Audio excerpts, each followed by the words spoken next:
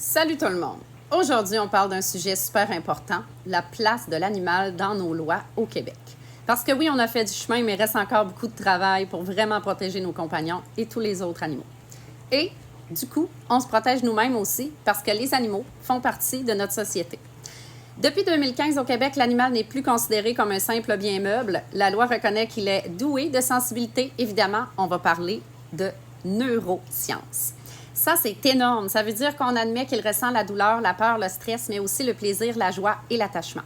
En février 2024, un nouveau règlement sur le bien-être et la sécurité des animaux domestiques de compagnie et des chevaux est entré en vigueur. Là-dedans, on retrouve les interdictions importantes. Plus de chirurgie esthétique comme le dégriffage, la coupe de queue ou d'oreille. Obligation pour les éleveurs de respecter règles strictes pour la reproduction et je pourrais vous parler de ma Boston Terrier qui avait été impactée par sa génétique.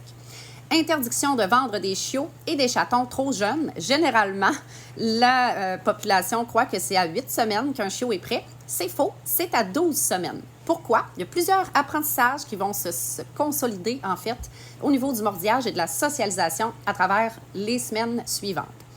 Mais le problème, c'est l'application des lois aussi. Donc, c'est bien, mais sans inspection suffisante, sans sanctions dissuasives, sans ressources ou très peu de ressources, ça reste fragile. Il y a encore des élevages de chiots illégaux, des cas de maltraitance qui passent sous le radar et un manque de transparence.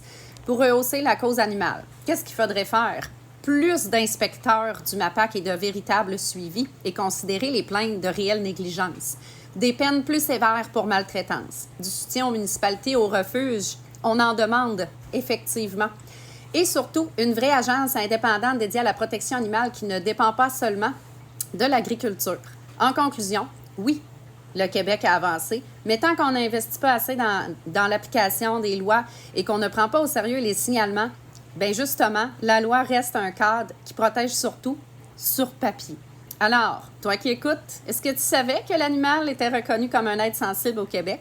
Et est-ce que tu trouves que ça se reflète dans la réalité? Partage ton avis en commentaire. Et j'ai 9 autres capsules qui vont te parler de la cause animale, donc tu vas en apprendre davantage. Évidemment, on va développer là-dessus. Et je t'invite à aller voir sur YouTube Nos animaux de l'espoir. Alors, c'est là que tu vas pouvoir aussi voir toutes les capsules. J'espère que tu as apprécié et que tu as trouvé ça intéressant.